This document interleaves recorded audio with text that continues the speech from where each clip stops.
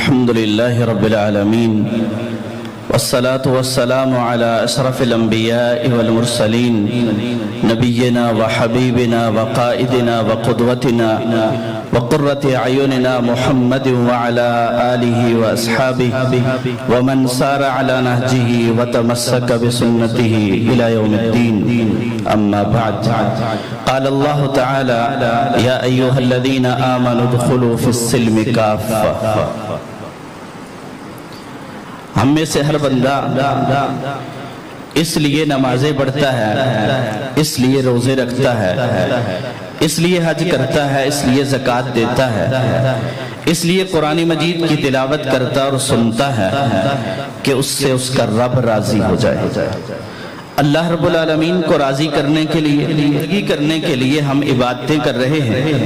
اور میری اور آپ کی تخلیق کا مقصد بھی یہی ہے کہ ہم اپنے رب کی عبادت کریں. وَمَا خَلَقْتُ الْجِنَّ وَالْإِنسَ إِلَّا لِيَعْبُدُونَ. اللہ تعالیٰ مجھے اور آپ کو پیدا فرما کے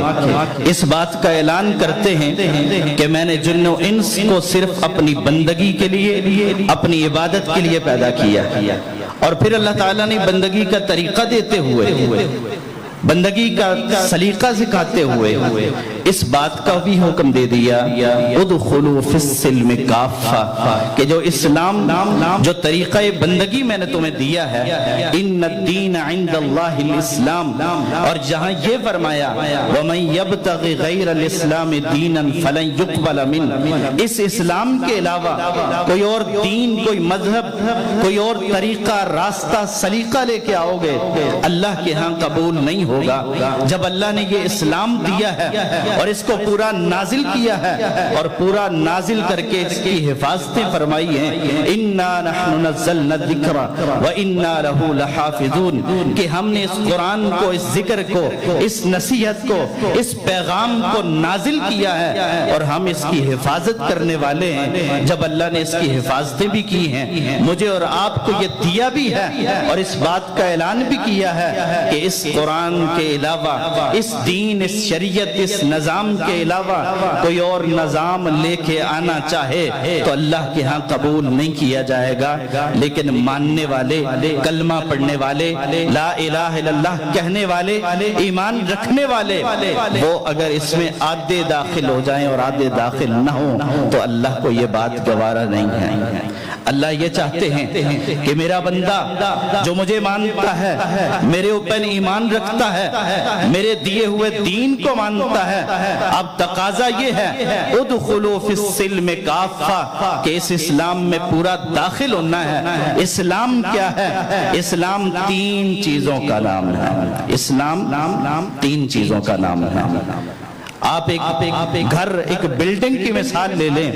کہ اس میں بھی تین بنیادی چیزیں ہوتی ہیں. ایک اس کی بنیاد بنائی جاتی ہے جس کے اوپر تعمیر کرنا ہے گھر کو. اسلام کی بنیاد عقیدہ توحید ہے، جس کی خاطر اللہ رب العالمین نے انبیاء علیہم السلام کو مبعوث فرمایا اور بھیجا. اور قرآن مجید میں اللہ تعالیٰ نے ان کو بھیجنے کے بعد اس وقت بھی تذکرہ فرمایا: وَلَقَدْ بَعَثْنَا فِي كُلِّ أُمَّةٍ رَسُولًا، کہ ہم نے ہر امت کے اندر رسول بھیجے ہیں. کس لیے؟ أَنِ اعْبُدُوا اللَّهَ، لوگو اللہ کی بندگی کرو، اللہ کو ایک مانو، اللہ کی عبادت کرتے رہو. وَاجْتَنِبُوا الطَّاغُوتَ، اور غیر اللہ کی بندگی سے بچ جاؤ. اگر میرے اور آپ کے اسلام کی بنیاد مضبوط نہیں ہے، اس کے اوپر عمل کی بلڈنگ اگر آپ تعمیر کرنا چاہتے ہیں، وہ قائم نہیں رہ سکتی. ایک جھٹکے کی بات ہوتی ہے کہ وہ بلڈنگ گر کے ملیا میٹ ہو کے رہ جاتی ہے، اور صرف خود نہیں گرتی، اپنے رہنے والوں کو بھی تباہ و برباد کر دیتی ہے.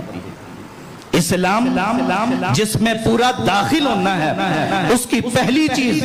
اگر میرے اور آپ کے پاس عقیدہ توحید نہیں ہے، پختہ ایمان نہیں ہے، تو یاد رکھنا نہ نماز فائدہ دیتی ہے، نہ روزہ فائدہ دیتا ہے، نہ حج زکوٰۃ کا کوئی فائدہ ہوگا اگر میرے اور آپ کے پاس اس اسلام کی بنیاد نہیں ہوگی.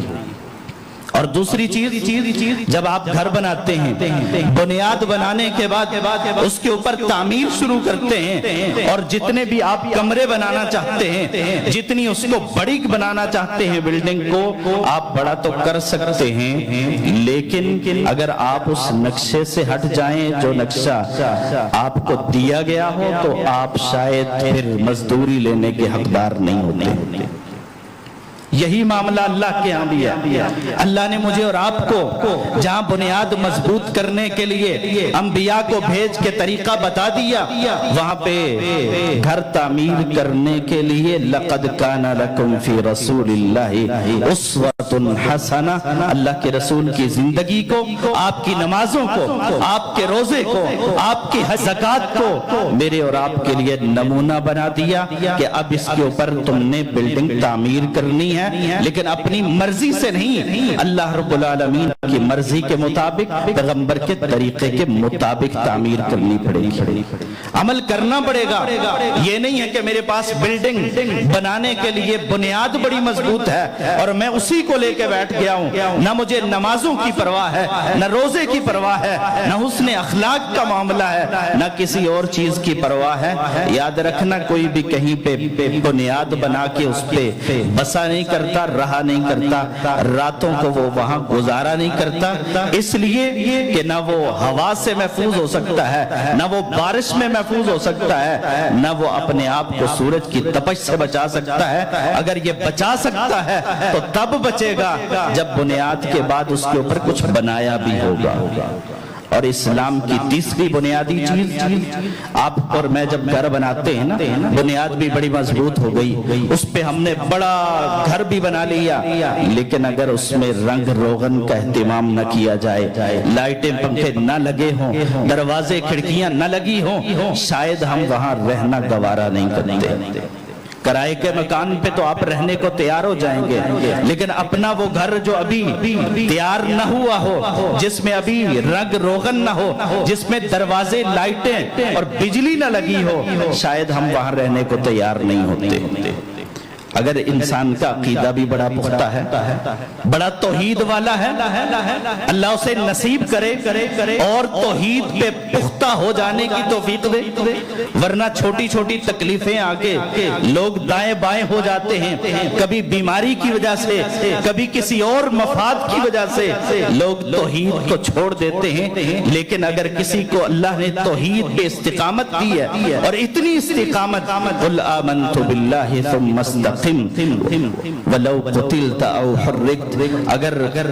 اس قدر ڈٹ گئے ہیں نا توحید پہ کہ قتل تو ہو سکتے ہیں جسم کے ٹکڑے تو ہو سکتے ہیں میرا خون تو بہایا جا سکتا ہے لیکن میری توحید کو ڈگمگایا نہیں جا سکتا تو اس کے اوپر جب آپ نے بلڈنگ بھی بنا لی ہے راتوں کو قیام بھی کرتے ہیں نماز کا اہتمام بھی کرتے ہیں اور سارے عبادت کے کام جو آپ سمجھ کے کر رہے ہوتے ہیں وہ کرتے ہیں لیکن دوسروں کو آپ انسان نہیں سمجھتے. آپ سمجھتے ہیں میں پہلی صف میں کھڑا ہونے والا میں امام کے پیچھے کھڑا ہونے والا میرے برابر کا کوئی ہے تو پھر سامنے آئے میری برابری کرنے والا کوئی نہیں ہے. اور پھر آپ حسن اخلاق کے دامن کو اگر چھوڑتے ہیں اور حسن تعامل کے دامن کو چھوڑتے ہیں تو پھر یہ بنیاد کی مضبوطی اور بلڈنگ کا بڑا ہونا یہ کسی کام نہیں آئے گا. آپ وہاں رہ نہیں سکیں گے آپ کو کوئی اپنے قریب نہیں ہونے دے گا آپ اپنے قریب کسی کو نہیں کر پائیں گے. جہاں عقیدہ مضبوط چاہیے جہاں عمل چاہیے معیاری چاہیے لیبلوکم ایکم احسن عملا اللہ یہ چاہتے ہیں میرا بندہ عمل کر کے آئے احسن ہو خوبصورت عمل لے کے آئے. وہاں ایک اور چیز کی بھی ضرورت ہے کہ ہم اپنے گھروں کو مزین کر لیں اپنے اچھے اخلاق سے اپنے اچھے کردار سے. یہاں تو نماز پڑھنے والوں سے لوگ شکوہ کر رہے ہوتے ہیں کہ ہے تو 5 وقت کا نمازی لیکن میرے پیسے کھا گیا مجھے گالیاں دیتا ہے میں اس کے پڑوس میں رہتا ہوں مجھے تنگ کرتا ہے مجھے ستاتا ہے. یاد رکھنا یہ پھر اسلام میں پورا داخل ہونے والے کا کام نہیں. جو پورا داخل ہوتا ہے جہاں توحید کو لے کے چلتا ہے جہاں اس کے پاس عمل اور کردار ہوتا ہے وہاں اس کے پاس اچھا خوبصورت اخلاق بھی ہوتا ہے. گھر میں بھی اچھا اخلاق ہوتا ہے، بازار میں بھی اچھا اخلاق ہوتا ہے، مسجد میں بھی جاتا ہے تو لوگ اس سے مل کے خوش ہوتے ہیں، پریشان نہیں ہوتے۔